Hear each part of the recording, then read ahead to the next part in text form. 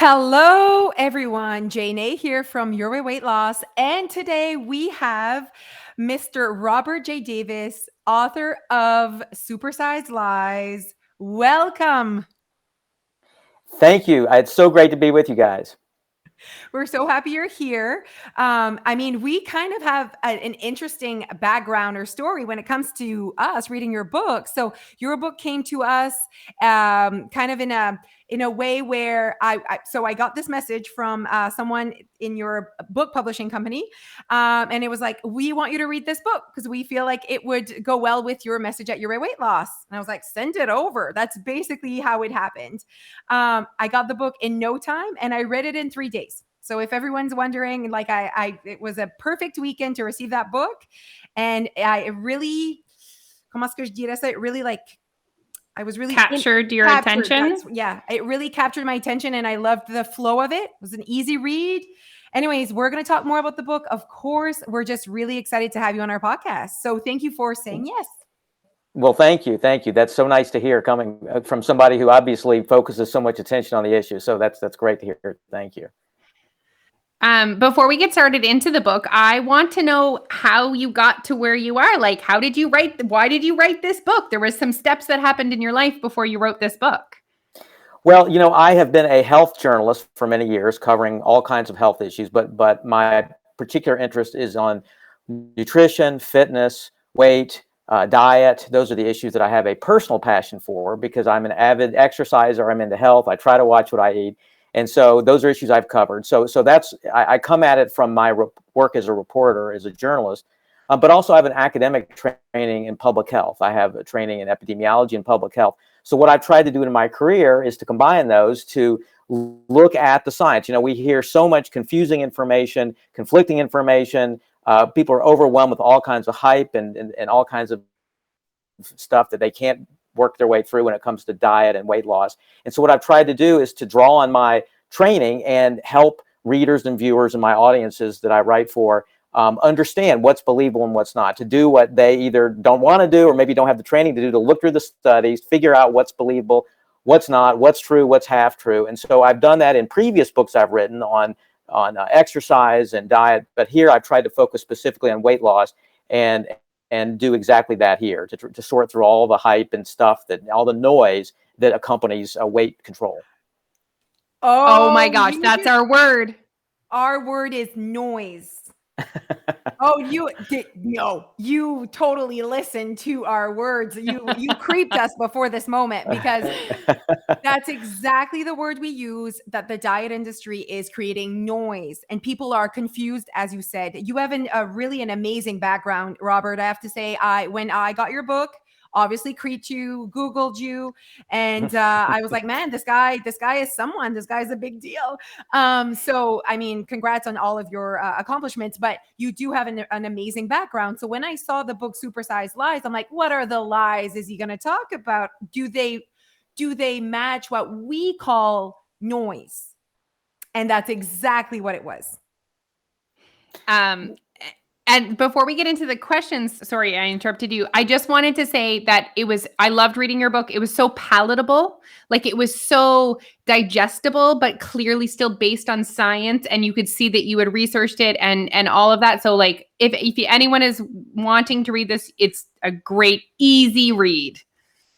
Well, thank you for saying that. And I like to tell people that, if you like to nerd it up and go look at the studies, I have over 300 studies listed, citations of things that I talk about. But at the same time, I've sort of put those in the back and try to make the read as easy as I can, because most of us obviously are not inclined to go look at the study. But if you want to dig further, they're there. And you can and if you're questioning what I said, I mean, I invite readers to go look and judge for themselves. But the science is there, but I've tried to make it understandable, or as understandable as I can. You did a good job.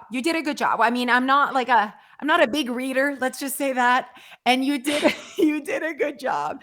I mean, I feel like maybe that's why I read it really quickly, because there was a big section at the end that was you basically writing down all the studies you had referred to. And I was like, man, this guy really did his research before doing this book. And I just loved the examples when you said when you had a certain lie or a certain statement that you wanted to talk about, your examples weren't, they were very interesting to read. Like they were like, oh, wow, this is a fun experiment that people did at one point, and learning and just seeing that progress from years back, like clearly, the no carbs, well, we're still here and we're still dealing with obesity. So obviously that wasn't the answer. And then like kept going. And we just loved it. Cause if you know anything about your weight loss, we are all about like, there is no magic and there's a lot of noise, and we're trying to help people with the noise of the diet industry.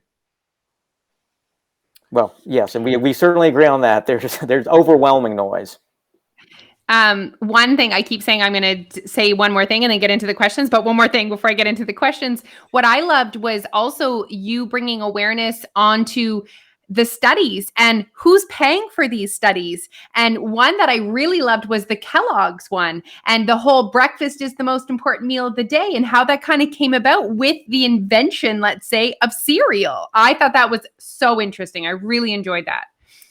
Well, yeah, thank you. And there's some great stories. I mean, a lot of these pieces of advice we hear and we consider them to be truisms, things we hear all the time and nobody questions them. But what I've tried to do is go back and trace the history of these ideas to figure out where they came from, who is behind them, and then who benefits from perpetuating these ideas, which in many cases are either misleading or flat out wrong. And that's a good example, the breakfast example, where we hear all the time, you need to eat breakfast. Don't skip breakfast if you want to control your weight. And that's something I actually told people for years. If you want to, if you're concerned about your weight, make sure you eat breakfast. Breakfast is the most important meal of the day.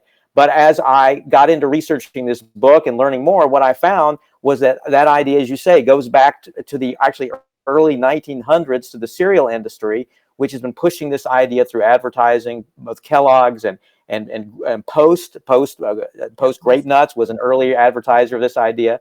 And so making everyone think that you need to eat breakfast to be healthy and you need to eat breakfast to control your weight.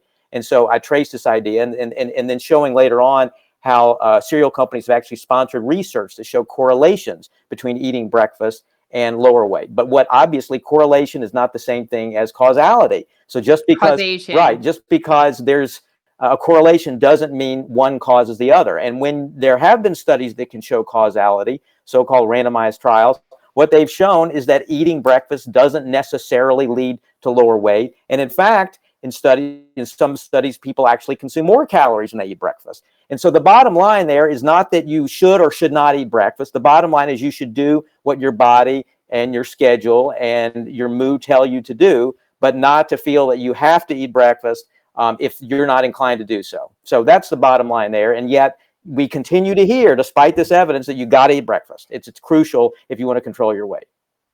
We love you.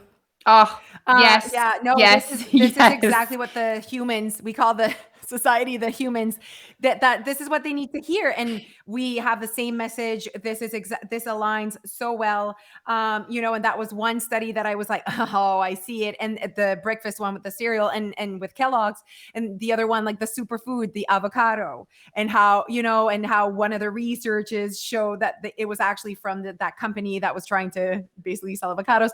Anyways, it was so interesting. There's so much, like we could go legit from page 1 to the last page and find links to your weight loss with your book. So, I mean, obviously we are promoting your book on this podcast because it is very much, there's a lot to it that is very linked to our message.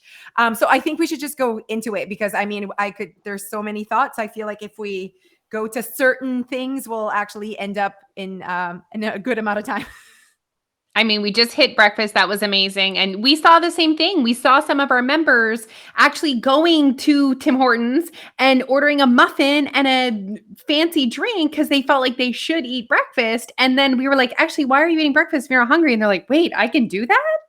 Mm-hmm. Right. Okay. Where to start? Okay. We talk a lot about calorie deficit.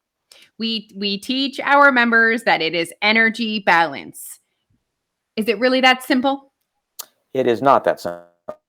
Now, that's not to say that calories don't matter. Energy balance does matter. If you take in more calories than you burn, you're going to gain weight, and vice versa. If you take in fewer, you're going to lose weight. So that's just a biological fact.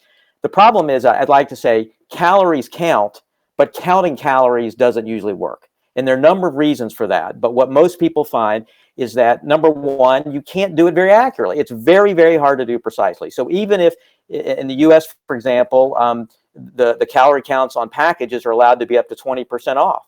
So that means that, even something that looks at that big bold number at the top of the package, you think, oh, I'm getting, 172 calories. That's not accurate.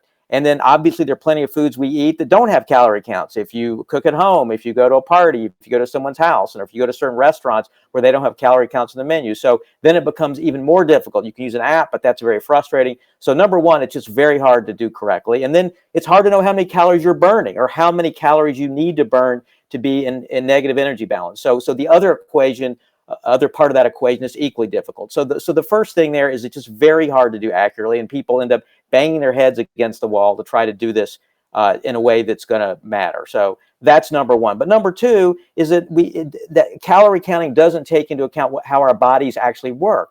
And what that is that as we reduce calories and lose weight, our metabolism slows down. So that we need to take in fewer and fewer calories in order to maintain the same weight. So it's not a linear process. It's not just, well, if you cut down to X, then you'll keep losing weight, because our bodies, essentially, we have this evolutionary gift, which is that that biology protects us from wasting away in time of famine or in time of scarcity. So we have this effect on our metabolism.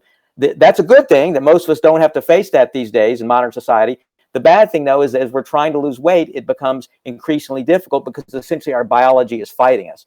And so that is a factor. Our genetics are a factor. We all know people people we hate who can eat whatever they want and they never gain an ounce. And we know other people that may eat just very little and they gain weight. So genetics play a role in whether we gain weight or how much weight we gain from the foods we eat. And then I talk in the book also about the microbes in our gut, our microbiome. And that's an increasing area of interest to researchers because that affects the calories we actually absorb from the food we eat. Because it's not just the calories we put into our mouths. What really matters is how many of those calories our guts actually absorb. That is what determines how much weight we gain from the food we eat. And so that varies from person to person, and researchers are learning more and more about that. So there are these other factors related to our biology beyond just how many calories we consume. So the point of all this is that it is highly complicated. Our weight regulation is a highly complex phenomenon. So saying simply it's just a matter of how many calories you put into your body is a gross oversimplification. That's why I think in many cases calorie counting is disappointing, or the whole that looking just to calories as a way to control weight ends up disappointing people. Yeah, and we've actually moved our members away from trying to count calories for that exact reason, that we saw the frustration and we saw the estimations and estimating what was going in and estimating what is going out, but still telling them that how you will lose weight is by creating a calorie deficit in your body. But my question is, While you're thinking of your question, I want to say this. I do find that society is lacking a few things. They're lacking that knowledge that a body loses weight by creating a calorie deficit. I do think that they're thinking a body loses weight by not eating sugar, about like that noise Right. of all those I should cut carbs. You can cut carbs and still not lose weight, But what we're trying to create is that realizing that even with what I'm eating, if I am losing weight, it means, Jose created a calorie deficit. It doesn't mean that if Robert eats what I eat, that he's also creating a calorie deficit. That we all need to figure out our way to be happy, to feel good. So that we feel good about what we're eating, that we're not eating shit all the time, and that we feel like we're doing our best, si tu veux, and that we're not also overeating.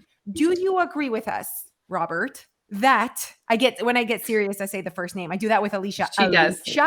Do you agree with us, though, Robert, that there is that piece that people aren't realizing how much they're overeating, and they might be more using the oh, I'm not losing weight because of my genetics or because like I'm counting calories, but I'm just not eating. Do we feel like there's a lack of that consistency, that the lack of them recognizing or being aware of all the things they're consuming?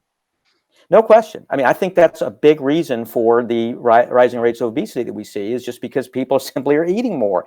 And part of the problem is that food is ubiquitous in our societies.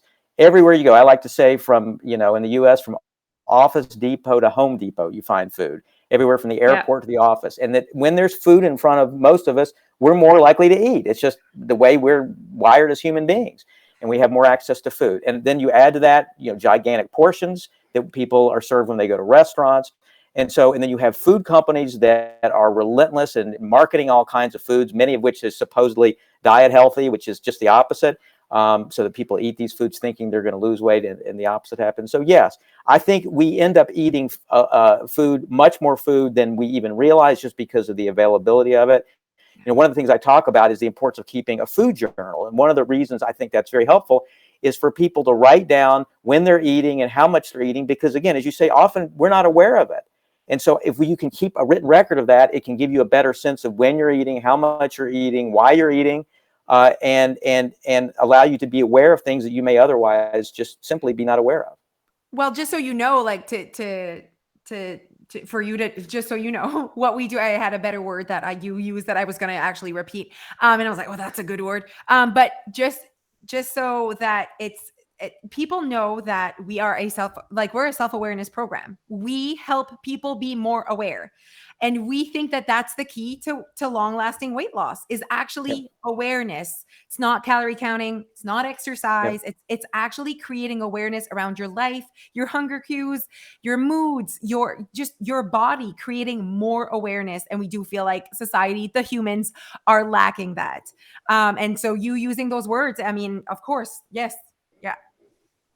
That was amazing. That was my question. I was going to ask you, to say, how can we, calorie counting, let's not worry about that, but what about calorie awareness? And, I had read that in your book that you loved a journal. We actually have a tool for our members called the 7-Day Lifestyle Challenge, where we challenge them to keep a journal of everything they eat for 7 days with prompting, reflecting questions. And it was exactly what you're saying. And some people enjoy it so much, they keep going. They realize this is actually an amazing tool for me to create awareness, and they lose weight just by creating awareness, just by keeping the journal.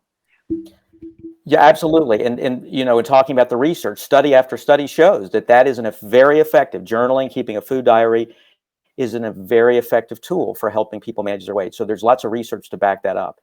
And it's great that you've got a tool, because I think sometimes people need help figuring out how to do it. But once they do it, they often find that it's an extremely helpful approach. Yeah. I'd like to repeat for our members, or for our people listening, the two things that I really loved about what just happened was the first one, when he said how difficult and inaccurate it is to count your calories. You guys, Alicia and I have been telling you this for a long time. So now that you've heard it from like this professional, do you believe us now, how hard it is and how it's not accurate, and you end up frustrated? And you're not letting any space in your brain because you're so freaking busy counting. And don't even get us started on counting macros. So you're just so busy counting that you're not allowing your brain to think about, am I even hungry? Do I even like this food that I'm about to consume? You're just so busy counting, and it's all about numbers, and you're just not living. And we often, that's a big part of what we do. We want people to live their life. So we do think that not only is the diet industry creating a lot of noise, we do feel like there's not a lot of us, aka Alicia and I, out there in the world trying to help regular humans try to lose fat around their organs. It's mostly like fitness coaches. We often say the 22-year-old that lives alone in her apartment with no kids, and is like, her prep is all perfect and her macros, and she knows how much protein she ate in the day. And like, she is so excited to go spend 3 hours at the gym. That is not most of society. That is like, most people do not want to do that, or like, and so it like, there's almost that space in the world of losing weight that is not being talked about, that is meeting people where they're at. you know, that there is benefits to going from 300 pounds to 250. No, you're not a fitness coach. No, you're not lifting weights, but there is benefits on your knees and organs to just lose fat, you know? And it's just like that conversation sometimes is not there. And just your book was like at the end, you know, you talked about, I mean, I would love to have that conversation about weighing yourself. And That that was is, my next question. okay, go for it, Leash, go for it. We get asked this question often, and it's a hot topic, and we see a lot of people struggling with their relationship with the scale. There's a lot of drama with the scale. We see people calling the scale bad names. And we have our advice that we give people. And I'm curious, what is your advice as to how often someone should weigh themselves? Well, I'll say this. What the studies show, and there are studies that show that people that weigh themselves more often, that is once a week, every day, whatever the case may be, are more successful at managing their weight. Overall, that's what the studies show. Now, there's a big caveat here, though. There are plenty of people, though, for whom not only does that not work, but it creates real emotional distress because it causes them to fixate on their weight. And if they're not losing the weight they think they should, then obviously it creates all kinds of negative emotions. And so that can further undermine their ability to control their weight and to be healthy. So I think that, you know, it's a highly variable thing. I think for people for whom weighing regularly helps because it provides positive reinforcement, go for it. But for people for whom they find that this causes distress and negative emotions, I would say get on the scale less often. I think whether or not you weigh often, it's important to recognize, though, that daily fluctuations in weight don't necessarily mean anything. You know, one day to another, we gain or lose a pound or two or more because of changes in water weight, because of change in hormone levels. And so I think sometimes by weighing often and people are fixating on that number, they're fixating on something that doesn't even relate to what they're doing or what their weight is actually. And so I think if you're going to weigh yourself regularly, you have to go manage your expectations and understand what it is you're actually, what the number actually means.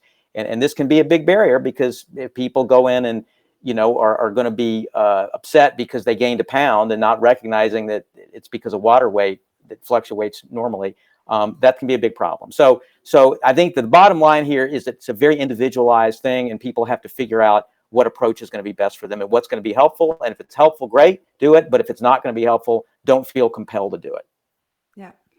I mean, do you know what your message was with all of the myths that you covered? Your message was basically, it depends on you. Right. And our business is called Your Way Weight Loss. And we are trying to create awareness with people and say, the best diet for you, the best time to eat your food, the best exercise for you is what you're going to actually do, what you actually enjoy. Like, find your way that fits with your life, your environment, your goals, your tastes, your family, all of that. Yeah. So thank you. Well, you know, and I would add to that, sometimes that's harder initially for people. And I say this when talking about the way to eat, because it's not here's the 7 things you need to do. 1, 2, 3, 4, 5, 6, 7. Here are the 7 foods to eat or not eat, or here are the 7 things you need to do, because all of us want, okay, what do I need to do? And so in that sense, it's harder because you don't have what you need to do. But in the long run, obviously, it's going to be more successful because what you design is something that's going to work for you in the long run. And obviously, the long run is what this is about. This is not a sprint, it's a marathon. And you've got to be able to figure out what's going to work for you. So yes, there might be some more effort on the front end, but it's going to pay off in a big way over time because you're going to figure out what works for you and what's sustainable for you. Oh my God. I chills. Stop. Chills all over my body. Chills. Because no, you don't even understand. Yes. I mean, if you knew, and I think that's what's magical about this, Leash, is because this guy didn't creep us to know what we're about. And you are just saying how you feel right now. You just showed up. And I'm telling you, Robert, this is exactly our message. You know what we say? We say, yeah, we know our approach is not sexy. It's not sexy until it is. But it's not as sexy as the 22-year-old fitness coach that's like, here's your meal plan. That's actually sexy for 3 minutes. And then you're like, crap, I have 7 kids and a husband and I hate cottage cheese. Yeah, exactly. So, I mean, thank you for, that's why it's so authentic. Because you didn't you weren't like, oh, these girls are about this. You don't know, you probably don't know the details of what we preach our members. And so this just makes us feel on top of the world, knowing that someone like you is actually this is our program. So you would love our program, Robert. You'd be like, these girls are doing amazing things. Well, and you're doing what the science shows works, and that's the bottom line. I mean, some of these other things claim to have a scientific backing, but they don't. And what you're preaching, what I try to lay out for people is what the science, if you look at the science, what the science shows actually makes a difference. Amazing. And we say it all the time, like this is the long-term game, and we don't try and trick people into joining and promising them anything. We say, if you want to do this for real this time, if you're ready to put in the time and effort and energy to figure this out, let's do it. Okay, next question. Another question we get often, and I loved your take on this. How do I find my goal weight? What should my goal weight be? What should it be? Well, too often it's a number of things. It's what somebody weighed when they were in college, or it could be what their lowest weight ever was, or it's what they heard somebody else got down 30, 40, 50 pounds, whatever. Or, it's somebody they see on Instagram and what they weigh. So, or it's BMI. And I talk in the book a lot about BMI and the problems with BMI, that it's not a very good indicator of what we should weigh, even though it's presented that way. So the bottom line is there are all kinds of ways people use to figure out what they should weigh, and most of them are not really good indicators. I think the best indicator to answer your question is a weight that is healthy for you. And that is to say something that a weight at which you're going to be healthy and a weight that's going to be sustainable for you. Those are the two key criteria, I think. And again, it may not be the lowest weight you've ever had. It may not be what you weighed when you were 20. It may not be what your friend weighs or what some celebrity weighs on Instagram, but it's a weight that for you is a weight that is going to be, and you can measure health a number of ways. I like to think of it in terms of your blood pressure, your blood sugar, your cholesterol, how you feel. Do you feel energetic? Do you feel that you can do everyday activities? Can you live your life fully in a way that you want to? So there are a number of criteria you can use to define what healthy is for you, but how do you feel overall? And then is it a weight that you can sustain so that you're not going up and down, but it's a weight that's sustainable over time? And so that to me would be the way you define what the right weight is for you. I absolutely love that. And I think that what we've kind of brought into the world with our message is that happiness can coexist with your goal weight. And I do think that often when we're choosing a goal weight, like you said, it's either like a number we've seen in the past, but we don't think about the lifestyle that comes with that number that we had to live. And we're thinking of just the result, the look, the number, and the just how we basically everything physical, and nothing with how you need to live your life to either look that way, weigh that number, whatever. And we're not taking into account our happiness. And we're all about like, what is your goal weight? The one where you're like, man, my life is amazing. I get to go out with my friends, go out for drinks, eat out, have date night, whatever. Like the life that you're like, oh, I'm fully living, and I feel good in my skin. Like I don't feel like I'm trapped in my body. I don't feel, so that is, look at the scale. Oh, that's your goal weight, because you love your life and you feel good in your skin and you have positive thoughts about your body and you're working on your body image. I mean, there's many aspects to weight loss. Like it covers a lot. When someone wants to lose weight, think of like everything they really need to work on. Their relationship with the scale, their body image, their expectations. And then it's like managing their weight at the end and wanting to keep that weight off. And then also not feeling so disappointed while they're on the weight loss journey, because the weight loss journey could last years, if you have a lot of weight to lose. So it's not just like it's this statement that I think is like, I want to lose weight. Yeah, but like, whew, okay. And then you have to create awareness, and you also have to create positivity, and you also need to be happy at the same time. Like there's a lot. So that's why it can't just be this like, stop eating carbs. Like there's more to weight loss than just also counting calories or being in a calorie deficit. There's a lot to it. I interview a number of people in my book and tell their stories. And these stories are not people that lost. It's not how much weight they lost or how many inches they lost, but it's their journey, how they tried a number of these approaches and didn't work, and how they eventually found what worked for them. And I think, and I learned so much from talking to these various people and learning about their struggles. But one person in particular, I remember, she said what she learned is that it's not just about what she puts in her mouth when it comes to weight management. It's about what's in her head. And that was such an important revelation that she had to understand that it's much more than what she was feeding herself. And it was about her emotions and her thoughts and all these relationships you're describing, her relationship with food and with the scale and her everyday life and all the rest.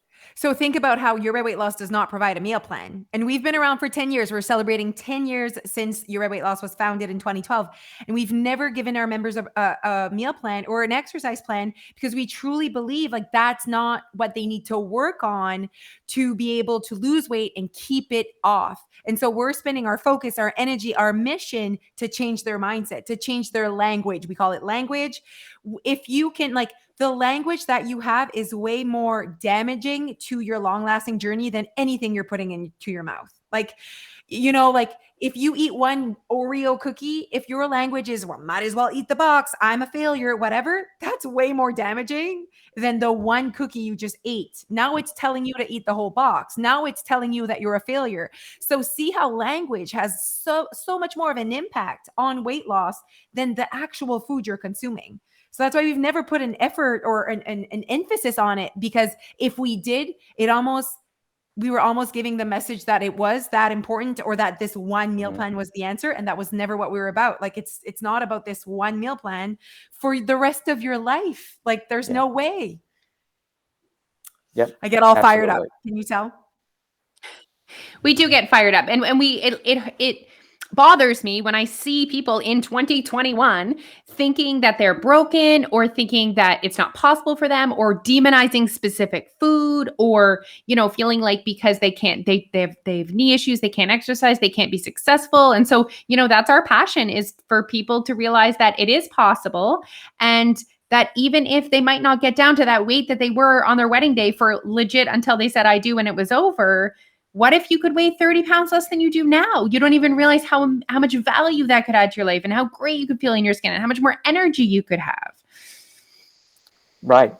And I think that is such an important piece that's often missing. And again, these diet plans and, you know, diet pushers and all the rest too often omit that and tell people that you can get down to your lowest weight ever and make people think that it's all about what they eat and that that they can do this. And I think that and something that I think is so important for people to have that message in order to be able to achieve success, however they define it. Yeah. Okay. Before we wrap up, I want to ask you, so people are listening to this podcast. There's people listening to this podcast that want to lose weight.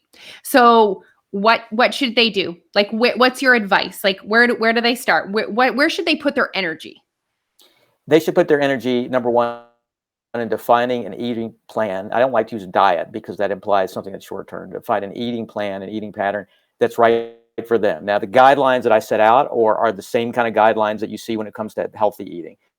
And that is a mostly plant diet, which means plenty of fruits, vegetables, whole grains, fish, lean meats, nuts, seeds, beans, and then minimizing highly processed foods. Now, notice I said minimizing. It doesn't mean never eat an Oreo. It doesn't mean never eat a piece of cake. It doesn't mean never eat French fries. It just means try to keep, minimize foods, eat less of foods that you know that are highly processed, which are foods that tend to be more consistent with weight gain. So to eat and try to, reduce those and then not have them as regular staples, but have them as occasional treats. And you can't do this overnight. So I know that I grew up eating donuts and Pop-Tarts and drinking soda and all the rest. And over time, I had to gradually change my diet. So you can't make changes overnight. It's a gradual process, but to try to move gradually, making small changes toward a diet that's more healthful. And by adopting a diet that's more healthful in that way, then that will be also something you can sustain over time. And again, the key here is that you can do it in a way that works for you. So I don't like cauliflower, for example. I don't love avocados, but both of those foods can be good if part of a healthful diet. So don't force yourself to eat foods you don't like, and find foods within those large groups that you do like in a diet that is going to fill you up, it's going to satisfy you, and that you're going to enjoy eating. That's the key. And so that's crucial. And point number two would be to move your body. We didn't have time to talk about this, but exercise by itself is not a great way to lose weight. And unfortunately, people are told you got to exercise, you got to do this, lose weight, and we don't burn enough calories. But it is a very important part, not only of preventing weight gain, but also of enhancing our sense of well-being. And so there are other benefits to exercise just in terms of our overall health. And I think it's a crucial part of just feeling good and, again, preventing weight gain. So those are two aspects that are very important, but we need to go in managing our expectations and knowing what these things can and cannot do for us. And I mean, if there's a message here is you need to give this time, right, Robert? Like people need to Yes. give this time and realize that there is no overnight success or magic in any program that you could join. You know, the program cannot make you lose 50 pounds overnight. So might as well go for it, like in the long for the long game, and learn slowly to make it your way. Like that's perfect. And I mean, again, we're gonna let the people, the humans, read your book and get your I guess your side on exercise. We loved it. We agree with everything that you said about when it came for exercise. There's a few things that I am using now from your book, a few, I guess, words. The weight control, weight management, because we always call it maintenance. And after a while, like, you know, Alicia and I have both lost 70 pounds. And, you know, we call ourselves like we're on maintenance, but really, I really enjoyed more that language of right now, everything that I'm doing is just more weight management. Like I'm just like more just making sure that I'm happy so it's like maintenance almost still puts you on a like, we're still, watching you because you're just on maintenance. And like, but like I've been maintaining this weight now for, 5-6 years, and even longer. But I mean, I had a child. Does that count in the maintenance? That's what happens, right? Like I had a baby, obviously needed to gain weight for that. And then, but anyways, I just feel like I really am pushing more those words when I'm doing my lives and when I'm talking to our members about exercise is really good for weight management. It really is. And it's something that is, so it's not the key to weight loss, but might as well start that habit while you're trying to create a healthier, lifestyle for yourself so that it will help you keep the weight off. You know, that maintenance piece that so many keep saying it's easy to lose the weight, but it's hard to keep it off. And I'm like, I don't know. I don't wake up and I'm like so hard to, keep off my weight, but I think it's because I did it the right way. I did it slowly and I've created my way. It's very José. Like when I live my life, it's very à la José. You know, the things I eat and the way I live my life, like I've really created my own life and it's different than Alicia, But yeah, no, there's so much in your book that we did not cover in this 36 minutes. Like, wow. Yeah. And I got the same point as takeaway as well from that you said, like, we all know, most people know that eating fruits and vegetables and whole grains and lean meats is good for us, right? We know that, but I love your acknowledging the gradual approach. So, we need to meet people where they're at. So guys, if you're listening to this and right now your diet is 90% processed, heavily processed food items, don't try and switch it the other way. Like, don't try and go the 90% unprocessed, like go 80. Go 70 and make that a habit and live that for a couple months and then keep going. Yeah. And obviously making small changes can make a big difference over time. And I give examples. If you like to eat candy every day, then that's okay. But try to maybe start doing every other day and substitute fruit. Doesn't mean you cut it out, go cold turkey and cut it out at once. It means that you make small incremental changes and that over time will add up. Yeah. Okay. Is it over? Is it over? We could stay here all day. Okay. Well, tell us where the people can purchase your book. Your book is out now, right? Like people can go in and buy it because I know that it was just published not too long ago where it's like out. Tell us a little bit more about your book. Yes, it is out. It is available through Amazon. It's the easiest place to get it. Or you can go to my website, which is healthyskeptic.com. And you can get it through the website. That'll take you to Amazon. And I have a number of videos on there too. So I invite people, the number of videos covering a lot of the topics we've talked about today and others that I have short videos. So if people are interested in learning more about my take on these things, I invite them to go take a look at the videos. Oh, that's amazing. I missed that. Was it on YouTube, those videos? On healthyskeptic.com. Okay, amazing. Okay, perfect. Instagram is also Healthy Skeptic, right? It's Healthy Skept, SKEPT. All right. We'll certainly tag you to when we post this this episode. Again, I mean, thank you so much. Thank you for your time. Thank you. We appreciate your time, sir. This was so fun. And like I said, guys, you need to go and purchase this book. Is it available on audiobook? It is not available on audio. But it is an ebook and paperback. So okay, perfect. Oh, you have such a good audiobook voice, though. You do have a good voice. Thank you. When you arrived, I'm like, oh, he has a good voice. This is good. Yeah. Yeah. Okay, Thank perfect. you. So go, and you need to go check him out. And again, you guys, you need this book. Again, so thank you, Robert J. Davis. We're gonna keep following you and try to creep us a little bit and see what our message is. You'll love it. We're entertaining. You'll see. I will keep creeping you. Thank you. It's been really fun. Awesome. Thank you so much. All right, everyone. So you know where to find us. So Facebook, YouTube, TikTok, and Instagram under Your Way Weight Loss, or join us at yourweightoursupport.com. Until next time, everyone. Bye. Bye.